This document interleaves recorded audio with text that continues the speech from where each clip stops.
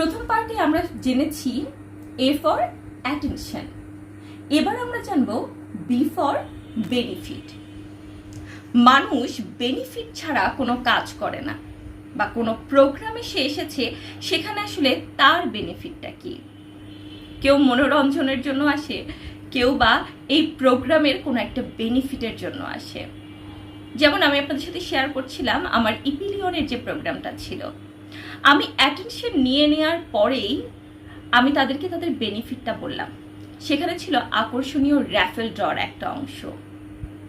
আমি অ্যাটেনশন নেওয়ার পরে তাদেরকে বললাম আজকে এই পুরো অনুষ্ঠানে বিভিন্ন বিষয় রয়েছে এবং সবশেষে আপনাদের জন্য রয়েছে আকর্ষণীয় র্যাফেল ড্র, যেখানে 110টি পুরস্কার রয়েছে এবং প্রথম পুরস্কার একটি মোটর সাইকেল।